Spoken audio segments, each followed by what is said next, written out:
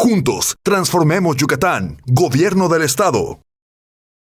Muy buenas tardes a todos y a todas los que nos acompañan en esta tarde de Touch de semana. Bienvenidos a un seminario más organizado por la Secretaría de Desarrollo Sustentable del Gobierno de Yucatán. El día de hoy, para mí es un placer presentarles no solo el tema que se va a exponer, sino a la ponente, a la doctora María Teresa Pulido Salas. Bienvenida, doctora. De verdad que desde que estábamos organizando este seminario tenía mucha emoción porque ya llega el día y para escucharla, ya que este tema, pues como saben, lo personal a mí me encanta y le agarré mucho cariño gracias a usted, ya cómo nos transmitía esta temática desde su lugar de trabajo, poniéndole un poquito de su toque y su punto de vista. Y pues es un honor tenerla aquí y si me lo permite voy a platicarle a los espectadores y a la audiencia un poquito más de su trabajo y de su trayectoria profesional para que los conozcan y para que la conozcan y se vayan familiarizando con su área y línea de trabajo. La doctora Tere es bióloga egresada de la Facultad de Ciencias de la UNAM en la Ciudad Universitaria CDM. Es maestra en ciencias, especialista en botánicas por el Colegio de Posgraduados del Campus Montecillo. Y es doctora en ciencias especialista en agroecosistemas tropicales por el Colegio de Posgraduados Campus Veracruz. Realizó estancias de investigación en Missouri Botanical Garden y en el laboratorio de sistemática molecular en el INECOL de Jalapa. Su tesis de licenciatura obtuvo mención honorífica por la Sociedad Botánica de México y su tesis de doctorado obtuvo el primer lugar en el concurso de la Sociedad Mexicana de Agricultura Sostenible. Una especie ha sido nombrada en su honor, Pavonia pulidoae. Es miembro del Sistema Nacional de Investigadores y recientemente invitada como miembro honorario por London Journal Press. Si mencioné mal, doctora, la especie que fue nombrada en su honor, me corrijo. Ha trabajado en 5 estados de la República Mexicana, incluyendo a Quintana Roo y a Yucatán, abordando estudios relacionados con conservación biológica, plantas útiles y la relación entre la flora y la relación entre flora y cultura. Desde el 2010 trabaja en el Centro de Investigación Científica de Yucatán, el CICI, que es Centro CONACYT, y es adscrita al Banco de Germoplasma, ubicado en el Parque Científico Tecnológico de Yucatán. Ha publicado libros, capítulos de libros, artículos en revistas indexadas, en revistas de divulgación, y ha participado en congresos de botánica, de etnobiología y de agroecología. Actualmente se enfoca en el rescate de las especies que tienen un uso conocido por la cultura maya, pero que después de la conquista española quedaron desvalorizados y marginados. Pues doctora, bienvenida. Mencioné bien la especie.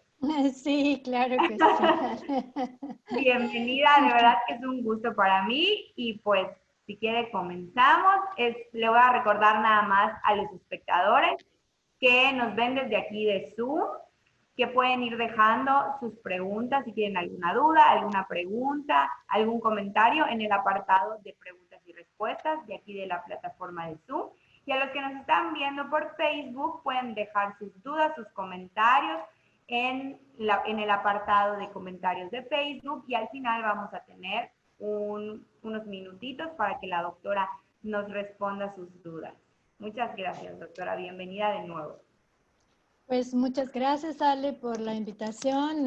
También es un gusto para mí. Tuvimos muy buenas experiencias allá en el Parque Científico con estas visitas y los grupos y soy encantada de comunicarles parte de lo que hacemos y espero que sea de su agrado. También me da gusto que los que se suman ahora en este día, pues que estén interesados en escuchar sobre este tema, porque es lo que trabajo, ¿verdad? Si yo vendiera canastas y nadie me compra canastas, pues qué problemón. Pero si hoy se sumen con nosotros quienes se interesan en conocer un poco más, Me da muchísimo gusto estar aquí. Bueno, hablaremos de la conservación de los recursos vegetales de Yucatán particularmente en un banco. Bueno, vamos a ver, lo estableceremos una rutina en esta plática para iniciar con preguntas. ¿Sí? ¿Qué les parece? Pues la primera pregunta, recursos vegetales. ¿Por qué hablar de recursos vegetales? ¿Cuál es el problema? Bueno, pues el problema que todos estamos viviendo y que es bien conocido, pues es el cambio. Hay un investigador en Finlandia que ha hecho una secuencia de cambios de temperatura en todo el planeta, en todos los países, en todos los continentes, y empezó a poner colores amarillos y azulitos muy suaves, muy tenues, a principios del siglo antepasado. Entonces, él está haciendo esta secuencia, y en el 2016 aumenta las líneas, que una línea es un país, y entonces resulta que hoy, en 2016 y después a 2018, ya los colores se han ido hacia el naranja y hacia el rojo, y las barras han aumentado. Entonces, él nos indica que en el más de 100 años, poco más de 100 años, han aumentado las temperaturas en todos los países entre 2 y 3 grados. Esto es muchísimo para algunas especies de vegetales y de animales, porque hay árboles, por ejemplo, que ya no florecen después de 2 grados más en su temperatura anual. Entonces, si no hay flores, pues no hay frutos, y esto pues se traduce en alimentos. Entonces, es importante. Y otro estudio a principios de este año, perdón, habla de que en los próximos 50 años se van a extinguir más de 500 especies, esto tanto de plantas como de animales, y estas especies ya presentan hoy en día extinciones locales en pequeñas regiones.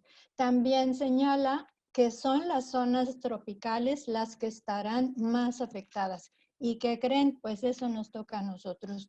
La península de Yucatán, igual que todo el sureste de México, pues tenemos clima cálido húmedo.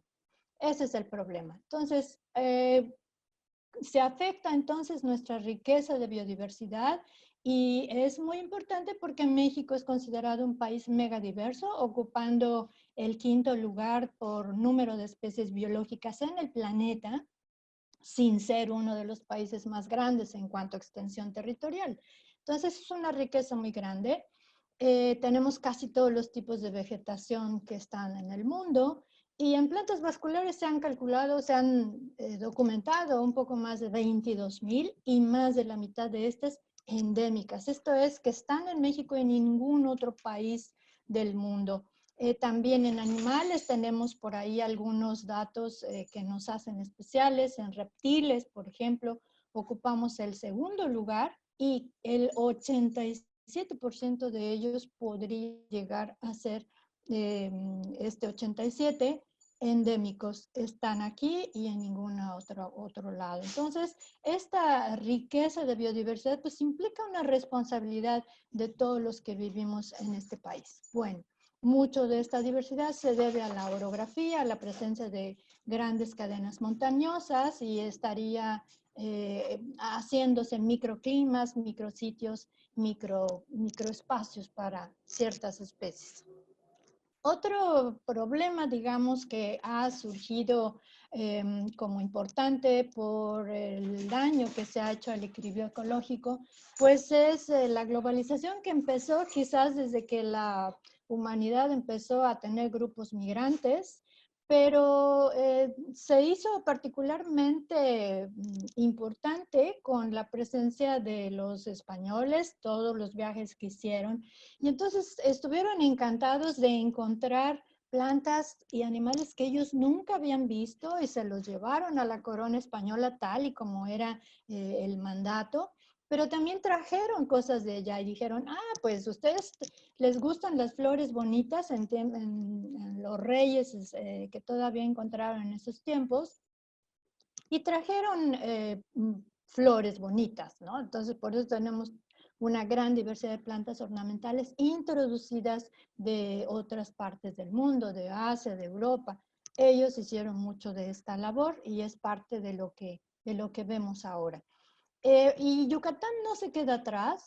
Yucatán tenemos una diversidad de plantas vasculares, es decir, plantas con flor, todo esto, 2.300 especies, un poco más, y el 10% de estas son endémicas, están en la península y en ninguna otra parte del planeta. Lo mismo pasa con algunas aves, tenemos muchas aves migratorias que nos visitan y tenemos mamíferos también que están en las áreas protegidas especialmente, pero la iguana destaca porque está en toda la península y son 2 especies endémicas también. Entonces, a esto le llamamos una provincia biogeográfica, ¿no? Una unidad que tiene ciertas características ambientales. Entonces, si hablamos de conservar todo esto, la pregunta es, ¿en qué nos ayuda a conservar? Bueno, nos ayuda primero porque estaríamos conservando esta riqueza cultural que está asociada al uso milenario de los recursos vegetales, particularmente los vegetales, y esta riqueza está en todo el país, pero todos sabemos que es en la cultura maya en donde está una riqueza viva, que ha trascendido a la parte posthispánica de la historia y que todavía hoy tenemos esta riqueza cultural viva con el uso de los recursos vegetales, que mucho de esto viene de tiempos prehispánicos. Entonces, es una riqueza biocultural, es un patrimonio, tanto natural, pero también cultural. Entonces, es un patrimonio biocultural único, que mucho de esto sobrevive y podemos disfrutar el día de hoy.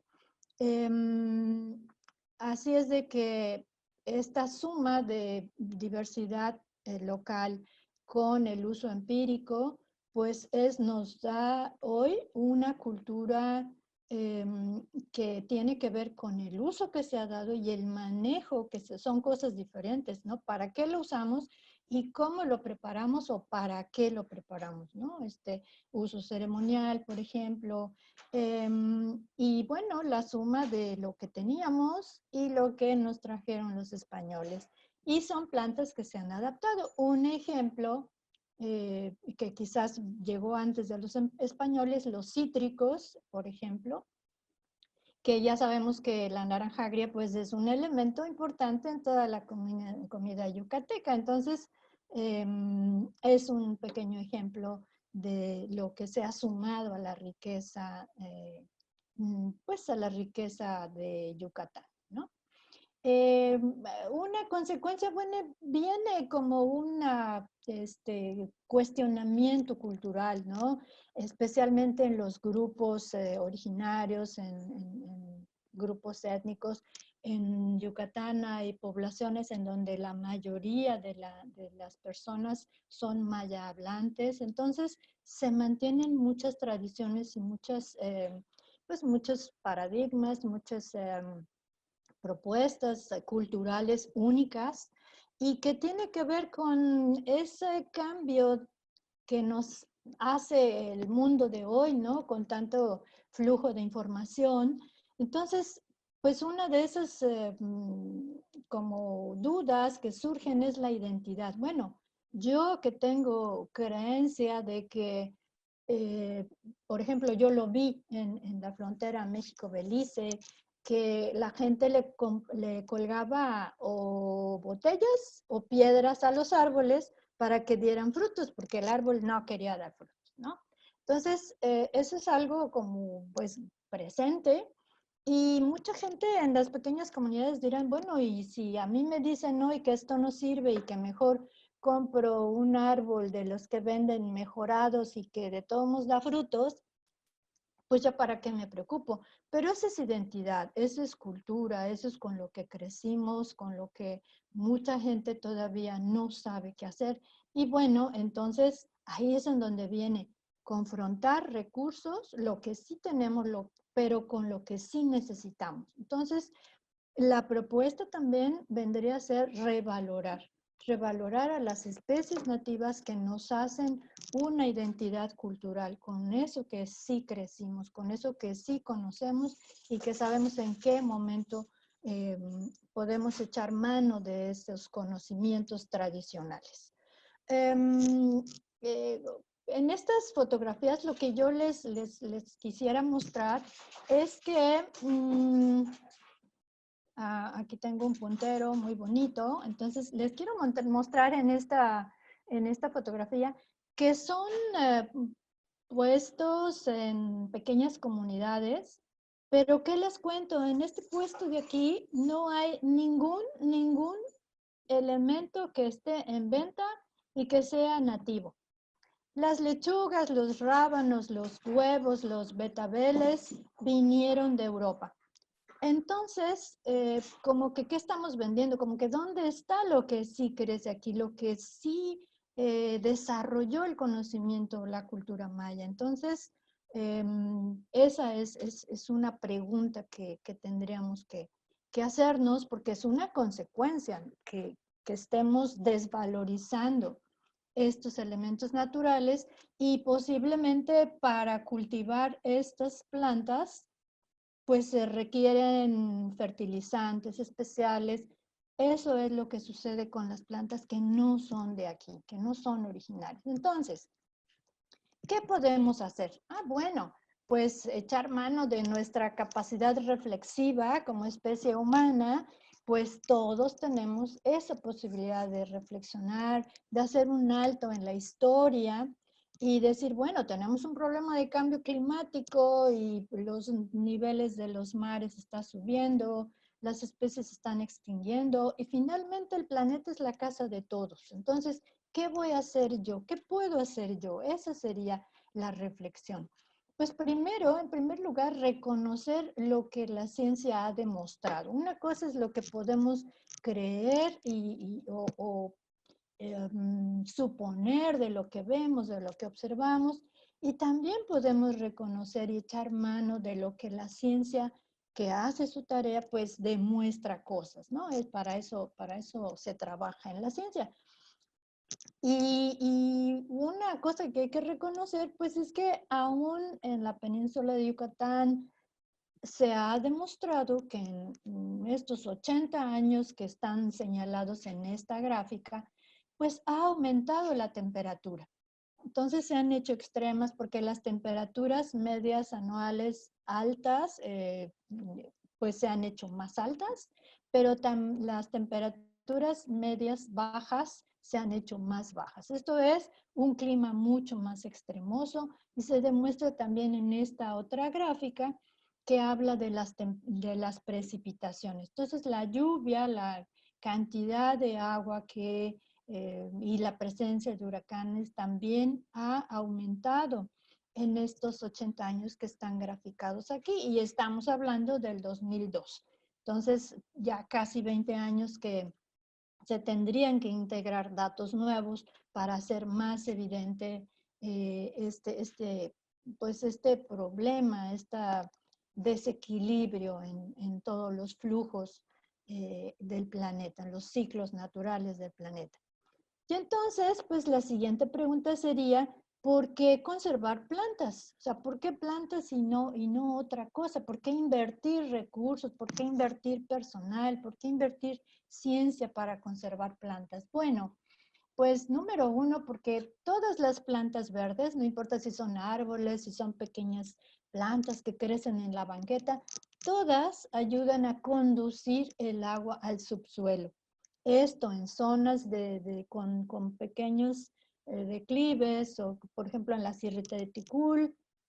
En otros estados en donde hay montañas, pues es todavía más grande el problema con deslaves, pero conducen el agua al subsuelo, o sea, a través de sus raíces van abriendo estos pequeños espacios que conducen la precipitación pluvial, todo lo que venga con esto al subsuelo. Entonces se recarga el acuífero del subsuelo con la presencia del bosque. También retienen el suelo, es decir, hacen esta cohesión de una sola cosa que está compacta. El suelo es la piel que hace transpirar al planeta y que tiene su propia vida con un montón de microorganismos, hongos, por ejemplo, pequeños insectos, pequeños escarabajos que hacen la remoción del suelo y que es lo que nos da un suelo fértil para poder tener esta vida vegetal que nos sirve a todos. La otra función pues, muy importante pues, es la captura de carbono, no solamente en su madera, para formar madera los árboles hacen este resguardo, digamos, de carbono, pero también en sus intercambios de gases de todos los días, pues es que hacen esta captura de carbono. Y como sabemos, pues todos producimos dióxido de carbono con el uso del auto o con consumir electricidad, porque la electricidad se produce en la mayor cantidad por carbón. Entonces está la otra parte que sería la producción de dióxido de carbono en las industrias. Entonces, entre más productos industrialicemos, consumamos, industrializados estemos consumiendo, comprando, pues estamos favoreciendo que las industrias aumenten esa producción y aumenten esa emisión de gases tóxicos a la atmósfera. Y entonces, si aumentamos eso y si reduce el bosque por incendios o por, ¿no? Como ha sucedido, pues, los incendios que todos seguramente nos enteramos en el estado de California, por ejemplo, pues ese es el desequilibrio. ¿Cuánto le damos a la atmósfera? ¿Cuánto le quitamos para mantener ese equilibrio? Y bueno, el otro servicio muy importante, pues es el coronavirus, ya nos vino a enseñar qué tan importante, cuánto tiempo podemos estar sin oxígeno y qué tan costoso es proveerle oxígeno a una persona que no está teniendo suficiente oxígeno en sus pulmones. Entonces, es quizás la enseñanza más importante en este momento con respecto al servicio que nos da toda la cobertura vegetal, especialmente los árboles, pues porque son más grandes y tienen una mayor producción de esto. Pero también, pues, esta cobertura vegetal, no importa si se ve como bonita, hay que pensar bien qué es bonito y qué no es bonito en cuanto a cobertura vegetal. Pero si es verde, nos está ayudando, nos está dando todos estos servicios y no importa si son chicas o grandes las plantas. También son la casa de la fauna, así es de que ellos van a estar en su casa mientras tengan su casa en orden.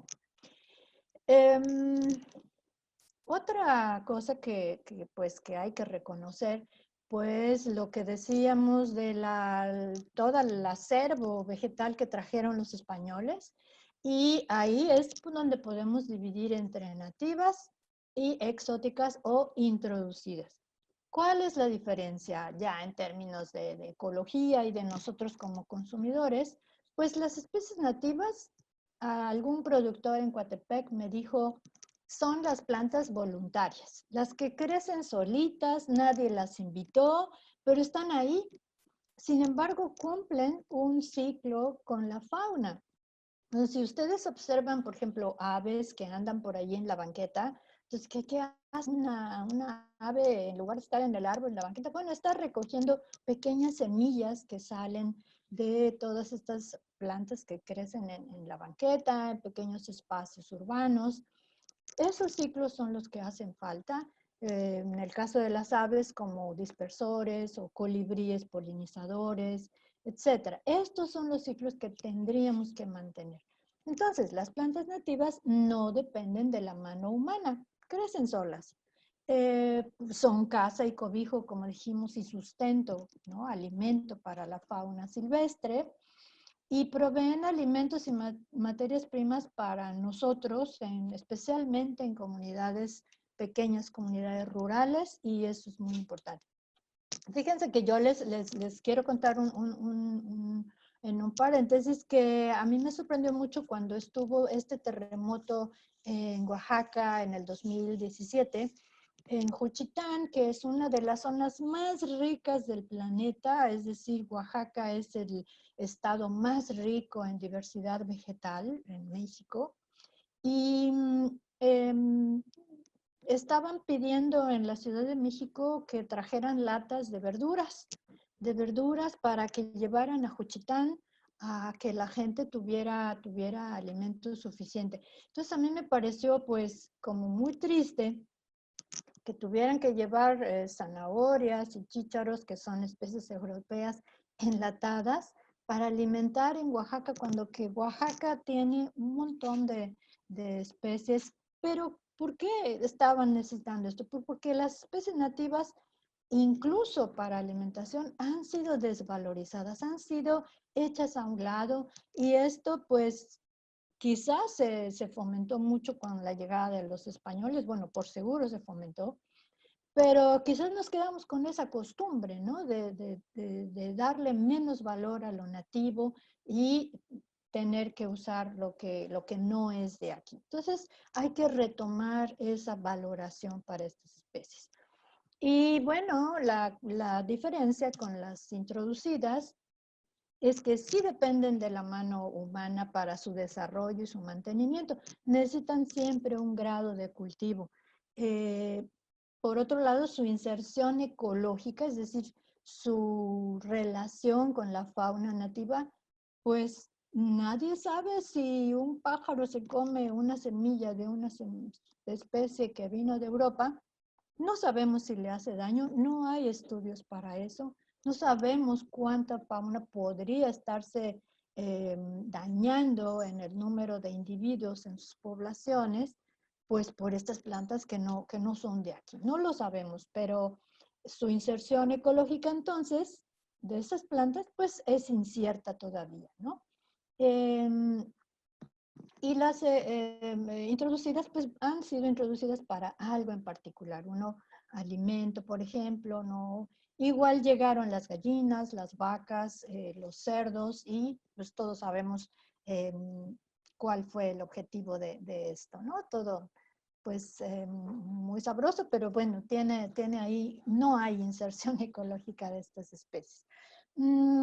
Otra cosa que yo propongo ahora reconocer es pues que necesitamos muchas especies y muchas poblaciones. ¿Qué significa?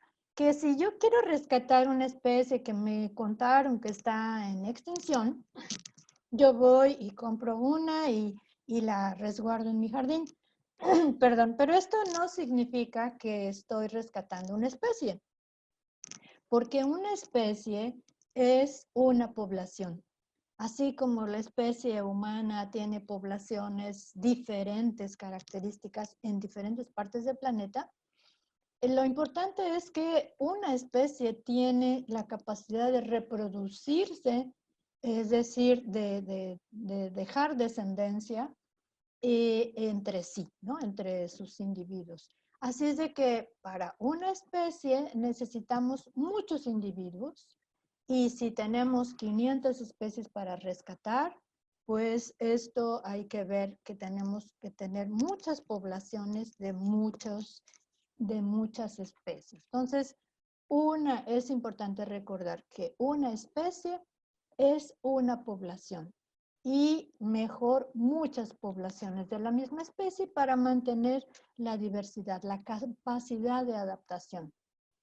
Y parte de la capacidad de adaptación tiene que ver con las relaciones que tiene con la fauna.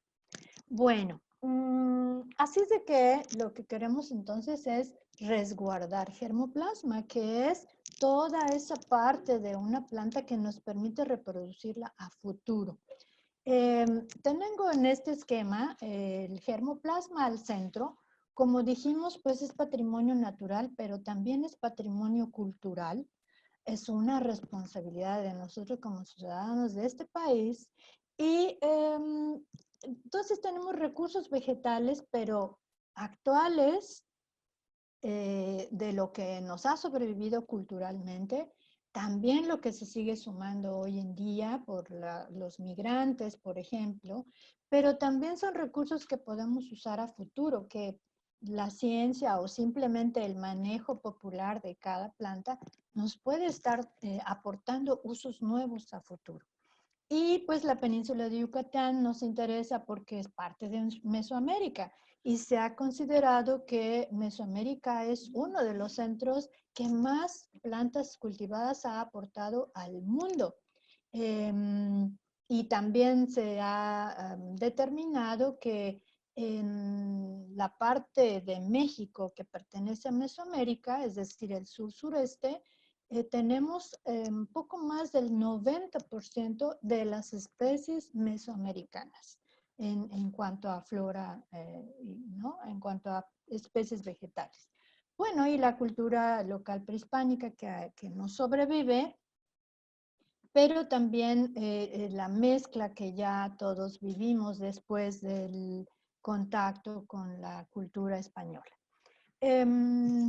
Y entonces, bueno, viene la siguiente pregunta. Conservar, ¿cómo que en un banco? Ah, bueno, pues en un banco, ¿por qué? Porque es igualito que si estuviéramos hablando de dinero, o sea, son recursos que necesitamos para el futuro. Entonces, el banco, pues es un banco de germoplasma, es decir, todo este material vegetal para reproducir a futuro, como les comenté. Fue establecido el edificio en el Parque Científico Tecnológico de Yucatán, como recordaba Ale, ¿no? Nuestras pláticas allá con visitantes. Y este terreno propuesto por el gobierno del estado, que son poco más de 200 hectáreas, concentra instituciones que hacen investigación y educación de alto nivel en la península, bueno, en Yucatán particularmente, y ahí fue establecido el Banco de Germoplasma. ¿Qué tenemos allí? Bueno, tenemos laboratorios para estudiar y caracterizar. Es como que llegan las muestras y entonces, o las plantas, y entonces hay que hacerle como su acta de nacimiento. Cuánto mide, cuánto pesa, su caracterización idealmente a nivel genético, entonces su germinación, si siembro 100 semillas, cuántas me germinan. Todo esto es importante porque vamos sumando conocimiento a estas especies y muchas de estas no han sido estudiadas. En clima tropical todavía hay pocas especies y ahí viene de la importancia de estudiar las endémicas, por ejemplo, ¿no? Porque si están aquí y nadie las ha estudiado, pues no vamos a esperar a que alguien venga y las estudie. No, estamos dando prioridad también a estas especies endémicas. Otra área está con cuartos fríos, con temperatura y humedad controlada y más o menos se conservan a 0 grados, ¿no? ¿Y qué conservamos o cómo conservamos? Bueno, primero, para el futuro, que ya sabemos que es incierto, con estos problemas de cambio climático, de extinción de especies. Sí, para las generaciones que no han llegado. Y tenemos colecciones de semillas. En una bóveda, en un cuarto frío, tenemos colección de maíz, pero también tenemos otras especies de la milpa maya, como por ejemplo calabaza o ibes, que los ibes son como los frijoles de la región, y es otra especie diferente al del altiplano. Entonces tenemos varias especies que están en la milpa maya del día de hoy, ¿no? Colecciones en otro cuarto frío, tenemos de muchas especies y tenemos alrededor de 350 especies. Y esto tiene relevancia porque si yo les cuento que solamente unas 25 o 30 especies alimentan al mundo, muchas variedades, cientos de variedades, pero solamente 25 o 30 especies como avena, arroz, trigo y otras, centeno. Entonces, pero no más de 30, con muchas variedades que se han desarrollado a través de ciencia de biotecnología, especialmente así. Pero nosotros tenemos 350 especies tratando de conservar y de estudiarlas para esos usos que sabemos que han tenido la cultura maya, pero también usos nuevos, ¿por qué no? Encontrar nuevos usos a través de los estudios que se hacen. También tenemos colecciones de plantas alrededor del edificio. Tenemos plantas medicinales y bueno, por ejemplo, esta es la despeinada, que es una especie endémica y pues está ahí muy con cierta importancia en el banco. Entonces tenemos especies medicinales, especies alimenticias, maderables, tenemos especies endémicas y amenazadas, por ejemplo, ¿no? Entonces, todo esto está formando el acervo del banco de germoplasma.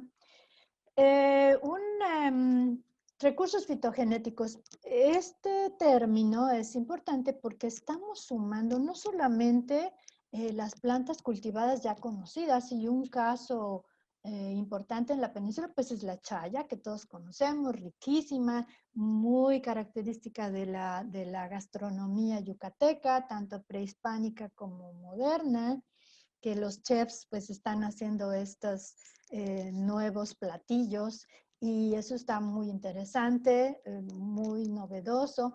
Pero la chaya es local y tiene también un uso prehispánico reconocido. Y tenemos nosotros en el Banco de Germoplasma un pariente silvestre.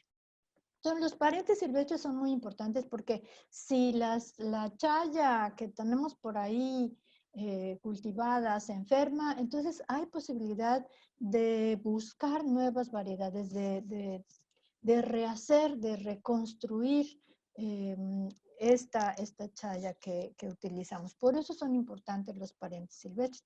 Y lo mismo tenemos de la papaya, por ejemplo, ¿no? También tenemos material silvestre de papaya. Bueno, siguiendo con los recursos fitogenéticos, pues tenemos esta colección de plantas medicinales y tenemos también interés por las especies multiusos. Esta flor naranja y esta flor amarilla, el siricote y el aquits, que tienen su nombre local, pues están en como ornato en las calles de Mérida. Y es muy importante reconocer la labor que ha hecho el municipio para poner normas a los jardines urbanos, en donde la mayoría de las especies tienen que ser locales. Entonces, es un dato muy importante y hay que reconocer que es una muy buena labor del gobierno municipal.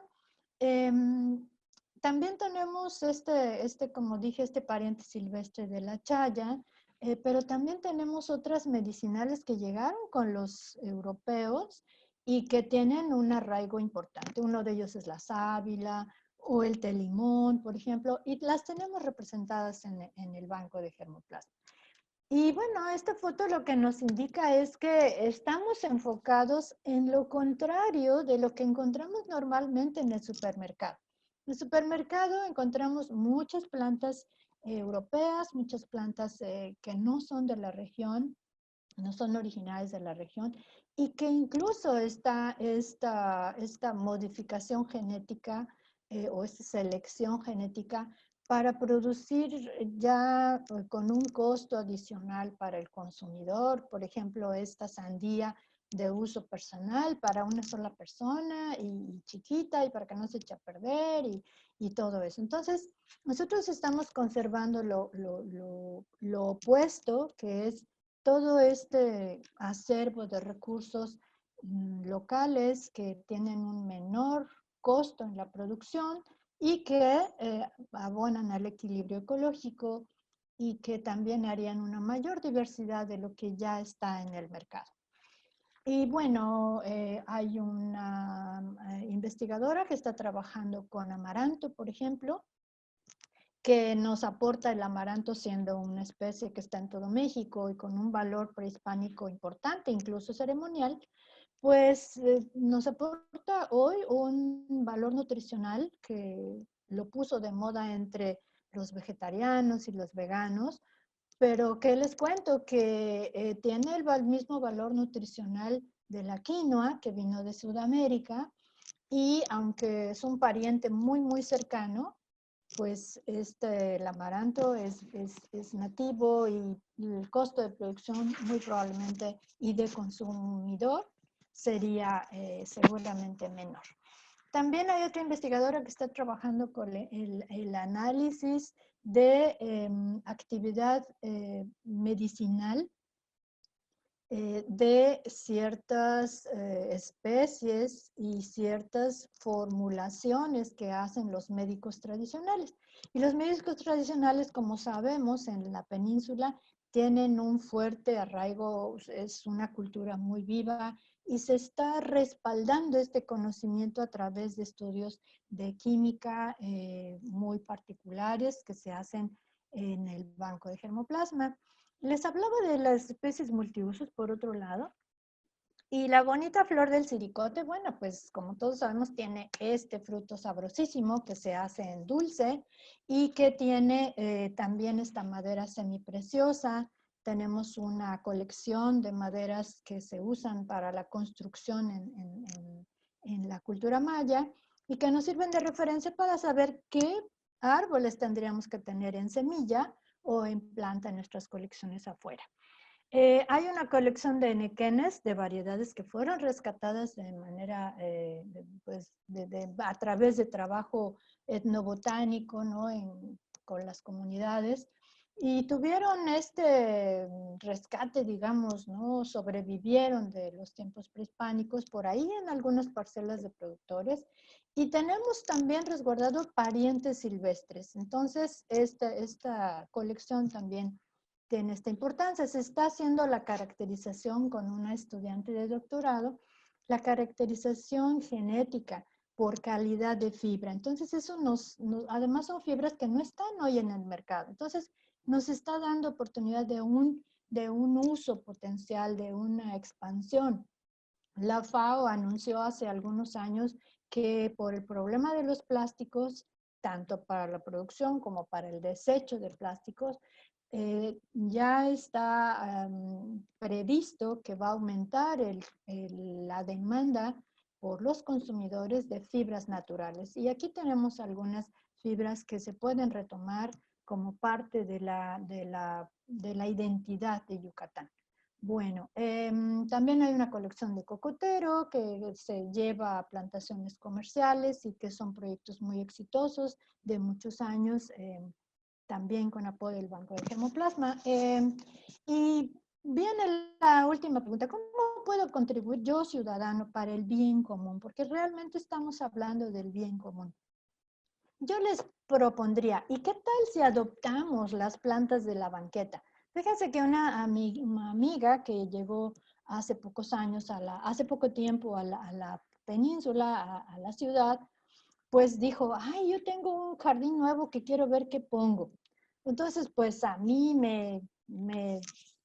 pues no, ya yo encantada de la pregunta, y entonces le dije, bueno, un día que estaba pasando por una banqueta, entonces vi estas bonitas flores y dije, bueno, ¿y por qué no podemos rescatar estas flores que están abajo de la banqueta y que estaban esperando ahí, estresadas seguramente las plantas, esperando a ver en qué momento iba a pasar un auto que con las llantas iba a terminar con esas flores? O bien que un jardinero viniera a quitar todo lo que es para limpiar la banqueta. Entonces sacamos algunas plantas, se estresaron las pobrecitas, aquí están todas como borrachitas, pero llevaban semilla. Entonces finalmente se recuperaron, se pusieron muy bonitas. Y esta amiga recolectó la semilla, le dije, pues las puedes poner allí en tu jardín y seguramente van a germinar, van a crecer. Y sí, efectivamente aquí a lo mejor no se ven mucho las que están emergiendo, pero si no tienen flor, no implica ningún respeto. Cualquier jardinero va a pensar que es un pasto que se salió de control y las va a quitar. Pero estas son plantas que, aparte de tener un valor ornamental, están cumpliendo estas funciones de flora y fauna. hay mariposas, hay abejas que las visitan y esa es la función que tendríamos que estar rescatando todos. Y bueno, casi para finalizar, las plantas en nuestras colecciones, pues yo les quiero decir que están representando recursos importantes para el Estado. O sea, esto lo quiero recalcar. Necesitamos entonces más bancos. No importa si es el banco de mi jardín, porque no hay mejor banco de semillas que el bosque mismo, que el suelo natural en donde crecen. Y cualquier espacio de suelo puede ser un banco de semillas. Necesitamos más especies, más espacios, más diversidad de ambientes y más muestras, porque como dijimos, una especie no es una planta, son muchas poblaciones de muchas especies, ¿no? Y si tenemos todo esto, estaremos resguardando más alternativas para las generaciones del futuro. Lo que no podamos conocer, reconocer, valorar, rescatar y usar hoy, podrán estar haciendo esto mismo las generaciones a futuro, dentro de 50 o 100 años, ¿no? 200, no sabemos qué va a pasar, especialmente en el tema de alimentos. Así es de que, pues, la ciencia lo que hace es que está rescatando, resguardando, revalorizando un conocimiento que se suma con el conocimiento actual de la cultura actual, con la población actual, y da la posibilidad de establecer también sistemas productivos multipropósito para los sistemas agrícolas en particular. No podemos seguir fomentando únicamente los sistemas productivos de un solo cultivo, monoespecíficos. No, tendríamos que estar promoviendo a la par, por lo menos, los cultivos multipropósito. Como dije, un ejemplo muy bonito es el siricote. Tiene valor ornamental, tiene una madera semipreciosa que se usa para artesanías, por lo menos, y otros usos por su madera muy resistente. Y tiene el fruto comestible con cierto valor de nutrición. Y es un bonito ejemplo de todo lo que podemos hacer con una sola especie. ¿Y para qué? Pues para solventar necesidades a futuro. Entonces, por ejemplo, otro ejemplo es el agave, el agave de fibra, el enequén silvestre. Se comen las flores y tendríamos que estar evaluando su adaptación a ciertas condiciones. En el parque científico tenemos un suelo muy pobre, poco valor nutricional para las plantas, un agua de riego que les da ciertos problemas, pero las plantas están ahí adaptándose, haciendo su propia labor de estar viviendo, de estar adaptándose, de estar sacando sus mejores genes, por decirlo así, sus mejores genes para superar las condiciones que les presenta cada ambiente.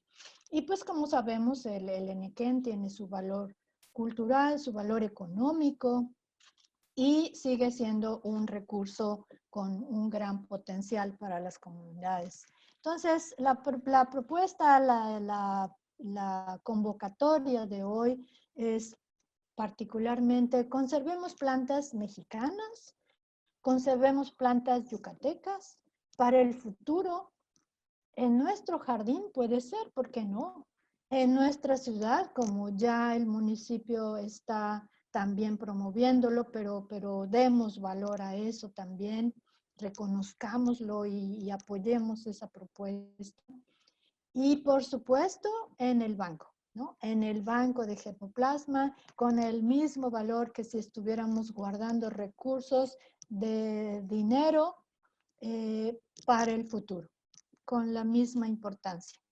Y bueno, no se olviden, finalmente, no nos olvidemos que hay muchos seres maravillosos por ahí que están esperando para ver qué es lo que nosotros decidimos hacer con su espacio, con su casa y con su alimento. Pero finalmente estamos hablando de la casa de todos. Por mi parte es todo. Muchas gracias. Gracias, doctora. Me encantó cómo concluyó. La verdad es que, pues es una invitación para todos, no quedarnos en que, bueno, solo los científicos o solo con la ciencia se puede llegar a conservar este tipo de especies o solo en los bancos, sino como usted dice, me encantó que podemos tener nuestro propio banco de germoplasma en nuestros jardines, en nuestra casa, fomentar el uso de plantas nativas, de árboles nativos, de especies nativas, es lo más importante. Y pues bueno, doctora, vamos a las preguntas. La verdad es que por aquí ya tenemos bastantes. Pues vamos a comenzar. Okay. Aquí nos preguntan, bueno, primero la felicitan muchísimo. Ay, gracias. Por su ponencia, por su excelente conferencia, por su excelente trabajo. Ay, Preguntan gracias. si se pueden obtener del banco de germoplasma semillas de especies, por ejemplo, de plantas medicinales, para formar una muestra en un terreno particular, como una muestra didáctica. Sí, seguramente podemos ver con calma esas solicitudes. Sí, se hace una solicitud formal, por supuesto, con toda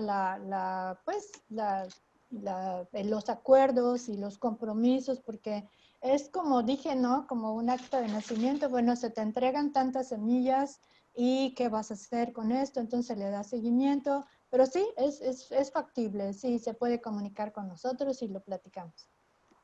Perfecto. Preguntan también, sabiendo la importancia de una especie como el maíz en nuestro país y la diversidad de variedades, en su opinión, ¿cuál sería el papel de los organismos genéticamente modificados frente a nuestra diversidad vegetal? Bueno, los genéticamente modificados fue una propuesta de los años 60, cuando se tuvo que, bueno, era la visión de esos tiempos de que había hambruna en algunos países en particular y que había que producir rápido y mucho. Entonces vinieron estas propuestas biotecnológicas y lo importante es que esa o cualquier otra propuesta no se salga de control de manera que afecte estos equilibrios naturales, estos equilibrios, estos ciclos del equilibrio ecológico. Uno de los equilibrios que ya se está rompiendo son los ciclos biogeoquímicos, que tiene que ver con componentes básicos como nitrógeno, oxígeno, dióxido de carbono, es decir, el ciclo del carbono, el ciclo del agua. Entonces, ninguna propuesta tiene que salirse de control de manera que afecte estos ciclos. Y por eso lo que no tiene problemas, digamos, y que sí puede contrarrestar muchos otros problemas, pues es esto, el fomento a las especies nativas, especies locales de cada región. Muy bien. Pues aquí nos preguntan, ¿ustedes mandan semillas a la bóveda de semillas de, no sé si lo voy a pronunciar bien? Svalbard. Ajá, Svalbard. Svalbard. No, pues ese es un banco mundial en donde hay un protocolo que ellos, por supuesto, piden y nuestro banco es muy joven, no hemos llegado a ese punto, pero eventualmente como banco de germoplasma sí sería saludable que tuviéramos. La idea es respaldar en otros bancos lo que tenemos. Ok. Marilu Medina nos pregunta, dependiendo de la especie o planta, ¿es el número de semillas que se resguarda o cuál es el factor para determinar, aquí yo creo el número de semillas, ¿no? Bueno, el número de semillas es muy variable, depende de varias cosas, pero habría dos cosas como muy generales. Uno, dependiendo de qué tan amenazada está la especie, ¿no? Entre más semillas, entre más poblaciones, mejor. Y por otro lado, si es una especie, pues, como común, ¿no? pues no hay tanta urgencia, pero hay investigadores que recomiendan que para rescatar una especie así que ya de plano se está perdiendo, necesitamos por lo menos 500 individuos, o sea, cuantas semillas puedas, pero de 500 individuos mínimo para mantener la diversidad genética, esta diversidad que permite a la planta adaptarse a diferentes condiciones. Ok. No, creo que eso sí ya me lo había comentado, doctora, pero no me acordaba que era 500 o más. Mire. Sí, 500. En la milpa existe una gran diversidad de cultivos como solanáceas, Solanáceas. cucurubitáceas, etc. ¿De cuántos de estos se tienen semillas en el banco?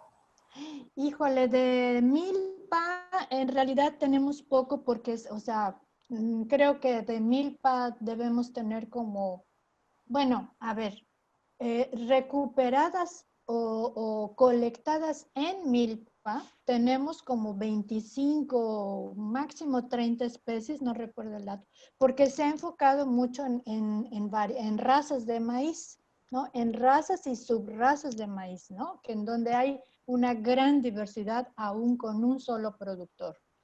Y en cambio, en la otra bóveda tenemos especies de todo y que seguramente algunas de estas son árboles que son parte de la milpa, aunque no fueron recolectadas necesariamente adentro de una milpa.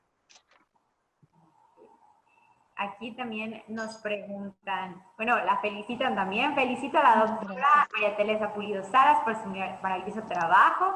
Mi pregunta es, cuentan, bueno, dice cuentan, pero yo creo que cuentan con un acervo de semillas de la familia Myrtaceae de la península de Yucatán? ¿Y cuántas especies tienen actualmente de esa familia? Myrtaceae. Ajá, Myrtácea. Myrtaceae. Mirtáceas, sí tenemos algunas porque tenemos algunas nativas ahí mismo en el banco. No recuerdo el número, pero si nos escriben, con mucho gusto les damos el dato preciso.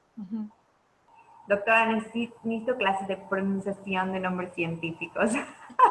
Las familias siempre terminan en CAE, CAE. pero castellanizado podemos decir solanáceas, mirtáceas. Ok, perfecto, sí. Aquí también nos preguntan, ¿cuántas personas están a cargo de las colecciones? Ahora en el banco, 9 personas estamos trabajando en el banco de germoplasma ahora, sí. Ok, nos comentan, es un banco muy joven, pero ya se tiene un programa de regeneración de colecciones. Sí, definitivamente sí. Una manera es a través de proyectos en coco con plantaciones comerciales. Es una manera de reproducir el germoplasma. Lo mismo se hace con agave, lo mismo se hace con el maíz. Son los productores los que reproducen.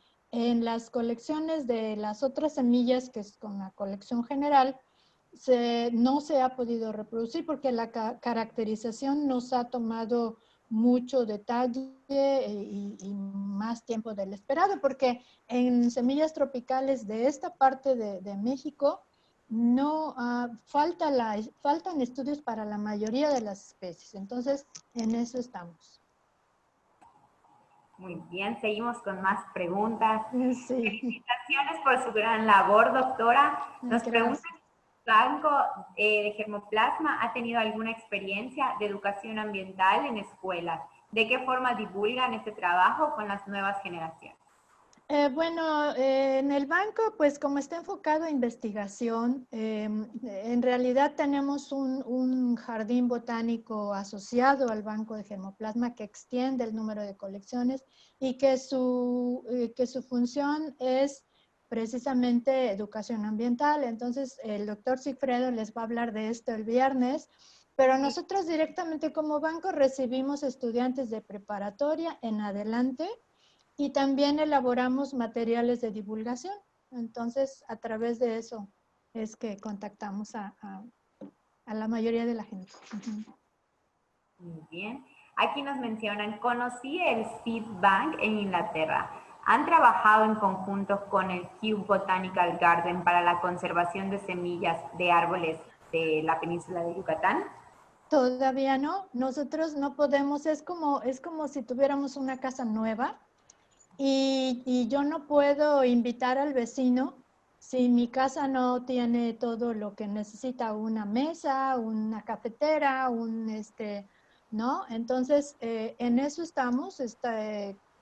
Además, en los bancos de germoplasma hay protocolos para cumplir legislaciones muy delicadas que si todo esto no está en orden, no se debe establecer estas relaciones tan formales con bancos tan exigentes como este de Kew Botanical Garden, en donde tiene más de 100 años funcionando bien, ¿no? Perfecto. Pues aquí igual la felicitan. Felicidades, doctora Pulido. Gracias. Como centro público tiene un compromiso social importante. ¿Pudiera usted profundizar en la importancia del banco de germoplasma para la región? Bueno, por ejemplo, en el caso de las colecciones de maíz, pues hay contacto con los productores. Ellos hacen este resguardo de sus semillas seleccionadas de manera tradicional, o sea, bajo sus propios criterios de la comunidad, seleccionan cada año y entonces hacen ese resguardo en el banco sin perder la propiedad. Nosotros somos resguardatarios y ellos siguen siendo propietarios, de manera que sus descendientes pueden venir a recoger semilla para sembrarla de nuevo en el futuro. Esa es una. Y la otra es, como dije, con plantaciones comerciales, en el caso de cocotero, y en el caso de plantas medicinales, respaldando con estudios químicos el conocimiento tradicional para que ese conocimiento no solo no se pierda, sino que se respalde y se tome en serio, ¿no? O sea, que se sepa que los curanderos están usando plantas que sí funcionan, que no es un cuento, una historia, ¿no? Una anécdota histórica o ¿cómo se dice esto? Una historieta, ¿no? Entonces, eso cura y está comprobado con los estudios que hace el banco. Perfectísimo. Y pues bueno, esta pregunta de hecho la hicieron al principio cuando usted estaba hablando de algunas especies. ¿El pepino cat es nativo de la península de Yucatán? Sí, el pepino cat es un bonito ejemplo de Parmentiera, el género Parmentiera. Es un bonito ejemplo de que es algo que hay que rescatar, porque yo lo probé en dulce y es delicioso. Y entonces cuando nosotros estamos yendo al parque científico en el camino diario al trabajo, se ven los árboles de pepino cat que están tirados ahí, los frutos en el suelo, y nadie los recoge y nadie los usa. Entonces yo, híjole, ¿cómo estamos desperdiciando un montón de nutrimentos? ¿Por qué? Pues porque no están en el mercado y porque no están adecuadamente revalorizados. Eso es un buen ejemplo de lo que estamos proponiendo, rescatar. Excelente. Y bueno, aquí también nos hacen preguntas desde, no solo aquí en la plataforma de Zoom, sino también desde Facebook. Nos preguntan, bueno, primero que nada, la felicitan, muchas felicidades a la doctora, pues su conferencia es muy exquisita. La pregunta es, ¿cómo lograr que en el estado de Quintana Roo ayuden a la conservación de la vegetación natural desbastando gran cantidad de terrenos, ya que lo consideran basura que no hay que limpiar y piden matar también todas las clases de animales? Híjole, se me hizo pasita el corazón con esa pregunta, porque pues yo viví en Quintana Roo, yo vi cómo empezó esa devastación, pues sí es muy, muy preocupante, pero yo ahí creo que me gustaría señalar que otra vez lo que ha hecho Yucatán es muy bueno y ahí pues es justamente, creo que la divulgación científica, desde mi punto de vista, sería esa concientización, pero la concientización no viene a través oye, ¿por qué haces esto? No, es información. Entonces, en algún momento, a lo mejor tú te acuerdas, Ale, pero el parque científico se llenó así de una nube blanca y yo dije, ¿qué está pasando? Y llegó un olor raro adentro del banco, entonces dije, ¿qué está pasando? Es que mandaron fumigar porque va a venir el presidente hace muchos años. Entonces va a venir el presidente y yo dije, ¿pero quién mandó fumigar? Aquí no tenemos Zika ni chikungunya hasta el momento, ¿no? ¿Qué pasó? No, pues es que mandaron fumigar del gobierno del estado. Ok. ¿Pero por qué? Bueno, porque eso es lo que se hace para que no haya mosquitos. Entonces yo dije, bueno, es que alguien no le ha informado a quien tomó esa decisión cuánto daño se hace aquí. Le dije, el próximo año no vamos a tener semillas si siguen fumigando porque están matando a los polinizadores, tanto aves como insectos. Entonces, ese es el tipo de información que hay que hacer llegar a quienes toman las decisiones.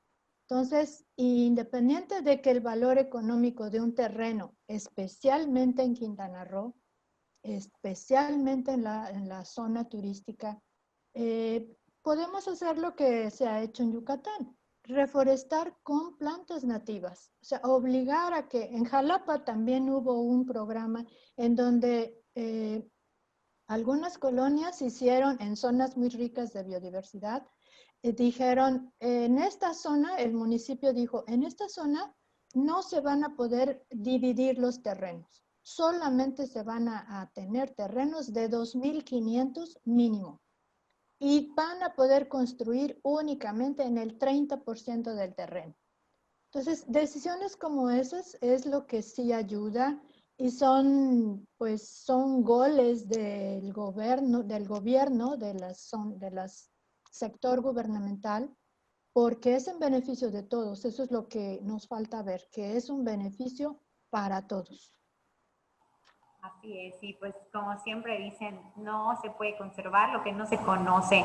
Entonces siempre hay que pues tratar de ser súper transparentes con la información que tratamos de brindar o sea, que transmitimos más bien a las personas, ¿no? La difusión científica ahí juega un papel súper importante porque pues no es lo mismo que lo digan, que te lo platique un científico, a que usted, que tiene también mucha experiencia en divulgación, pues nos muestre otra cara de la moneda, pero con otras palabras, pero lo mismo, ¿no? O sea, no nos lo explica tanto con términos científicos, sino con ejemplos. Y eso es lo que a la gente igual pues le sirve muchísimo. Sí, fíjate que otro ejemplo ahí en Quintana Roo hubo hace algunos años, hace como 4 o 5 años, un problema de producción de limón. Entonces dijeron, no, es que este año no va a haber limones porque pues no sé qué pasó, ¿no? Entonces, bueno, ¿qué pasó? Que si estuvieron fumigando el año anterior en esa zona, para empezar, los cítricos, como dije, no son plantas nativas. Quitan los 100 especies de árboles que hay ahí, multiusos, todos ellos maderables, con una madera que no está en el mercado. Y entonces, en lugar de decir que han hecho algunos investigadores, en Veracruz lo hicieron, ¿cuánto puedo obtener si yo saco los productos de 1 hectárea de bosque con 100 especies? Puedo tener mucho mayor valor económico periódicamente, es decir, cosechar cada año, que cosechar solamente limones, ¿no? Entonces, se fumiga, no hay limones y resulta que ya no hay nada que hacer porque no hay nada más que limones, ¿no? Entonces, ahí está el valor de mantener la biodiversidad local. Muy bien, doctora. Pues ya no tenemos más preguntas. Yo creo que contestamos todas. Qué bueno. Su presentación, las preguntas. Muchísimas gracias por su tiempo, por poder contestar todas o fue en su gran mayoría, la verdad, se contestaron. Las puertas de la Secretaría están abiertas para todos. Ahí hace ratito estaba apareciendo en nuestras redes sociales, nuestros correos y también en nuestros teléfonos. Igual la doctora dejó por ahí sus datos, lo que necesiten, si se quedaron con más preguntas, no duden en contactarnos. Nosotros nos ponemos en contacto también con la doctora para resolver sus dudas. Y pues muchísimas gracias, espero todos se encuentren muy bien. Me dio mucho gusto verla, doctora. Y pues, ay, gracias, Ale, encantada, de verdad, muchísimas gracias. Yo disfruto también comunicar todo esto que pues para nosotros es un privilegio poder tener toda esta acervo de información y pues es mucho más enriquecedor comunicarlo a todos. Muchísimas gracias por la oportunidad, Ale. muchas gracias. Hasta luego, bonita tarde a todos. Hasta luego, gracias. Juntos, transformemos Yucatán. Gobierno del Estado.